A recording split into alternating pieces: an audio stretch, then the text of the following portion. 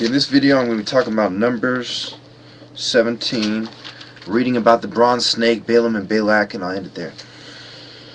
The budding of Aaron's staff. The Lord said to Moses, "Speak to the Israelites and give 12 staffs from them, one from the leader of each of the ancestral tribes, with the name of each man on the staff. On the staff of Levi write Aaron's name, for there must be one staff for the head of each ancestral tribe. Place them in the tent of meeting in front of the testimony where I meet with you. The staff belonging to the man I choose will sprout, and I will rid myself of this constant grumbling against you by the Israelites." So Moses spoke to the Israelites, and their leaders gave them 12 staffs, one of the leaders of each of the ancestral tribes, and Aaron's staff was among them. Moses placed the staffs before the Lord in the tent of testimony.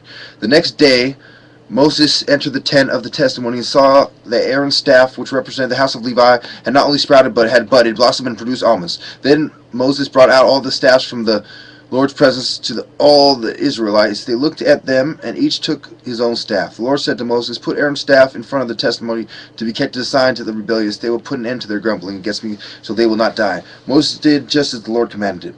The Israelites said to Moses, "We will die. We are lost. We are all lost. Anyone who ever comes near the tabernacle of the Lord will die. Are we all going to die?" Duties of priests and Levites. So we go on to that. The water of cleansing, water from the rock. Okay, and it was the desert of Zin, and they stayed at Kadesh. There Miriam died and was buried. Now there was no water from the community, and the people gathered in opposition to Moses and Aaron. They quarreled with Moses and said, "If only we had died with our brothers fell dead before the Lord. Why did you bring the Lord's community into the desert, that we and our livestock should die here? Why did you bring us up out of Egypt to this terrible place? It has no grains of figs, grapevines, or pomegranates, and there is no water to drink." Moses and Aaron went from the assembly to the entrance to the tent of the meeting and fell face down, and the glory of the Lord appeared to them. The Lord said to Moses, "Take the staff, and you and your brother Aaron gather the assembly together. Speak to the rock, to that rock before their eyes, and it will pour out its water. You will bring water out of the rock for the community so they and the livestock can drink." So Moses took the staff from the Lord's presence, just as he commanded. He and Aaron gathered the assembly together in front of the rock, and Moses said to them, "Listen, you rebels, must we bring you water out of this rock?" Then Moses raised his arm and struck the rock twice with his staff. Water gushed out, and the community and the livestock drank. But the Lord said to Moses and Aaron, "Because you do not trust in me enough to honor me as holy in the sight of the Israelites, you will not bring this community into the land I give them." These were the waters of Meribah, where the Israelites quarreled with the Lord, and where he showed himself holy among them. So then Edom denies Israel passage.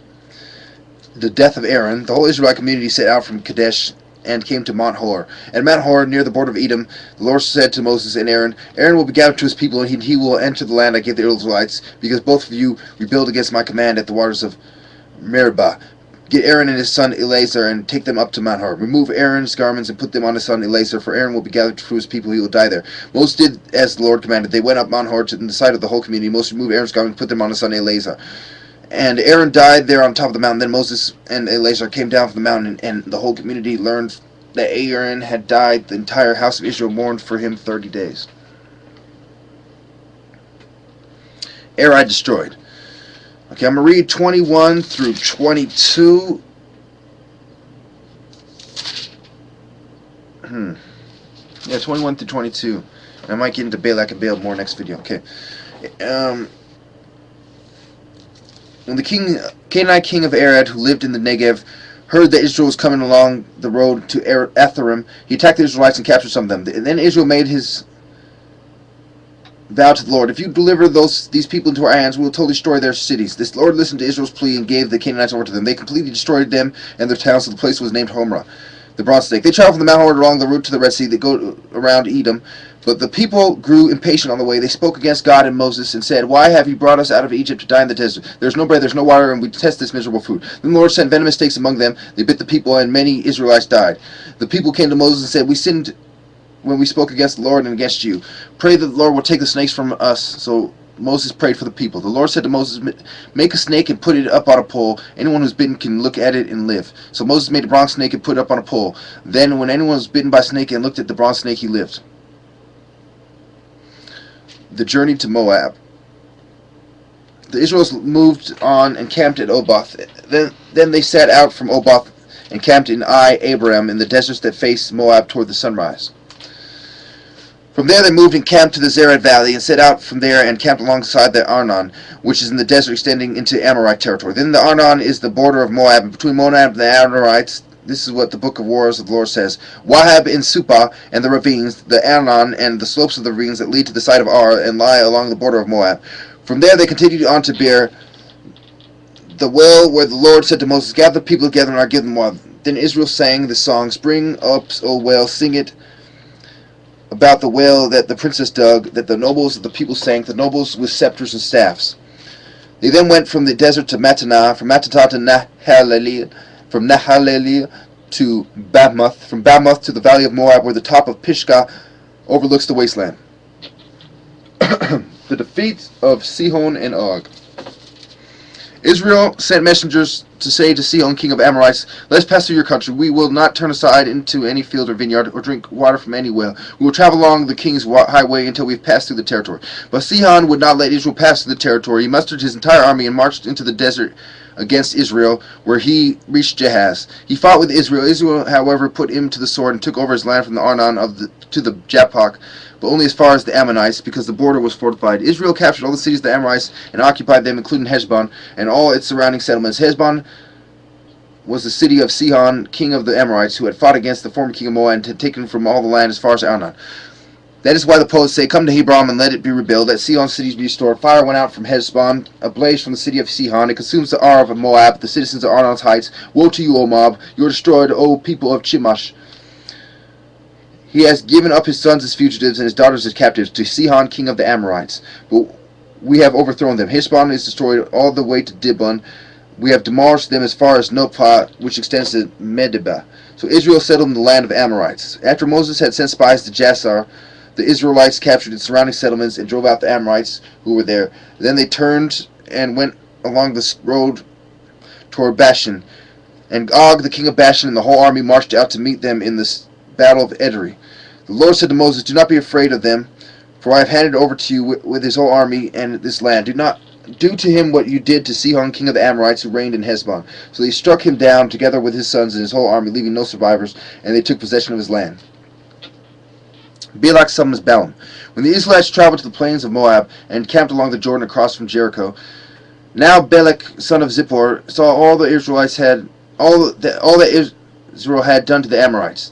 And Moab was terrified because there were so many people. Indeed, Moab was filled with dread because of the Israelites. The Moabites said to the elders of Midian, This horde is going to lick up everything around us, and ox licks up the grass of the field. So Balak, son of Zippor, who was king of Moab at that time, sent messengers to summon Balaam, son of Beor, who was at Pethor near the river in his native land. Balak said, A people has come out of Egypt. They come over the face of the land and have settled next to me. Now come and put a curse on these people, because they are too powerful for me. Perhaps then I will be able to defeat them and drive them out of the country. For I know that those you bless are blessed, and those you curse are cursed. The elders of Moab and Midian left, taking with them the fee for divination. When they came back to Balaam, they told him what Balak had said. Spend the night here, Balaam said to them, and I'll bring you back the answers the Lord gives me. So the Moabite princes stayed with him.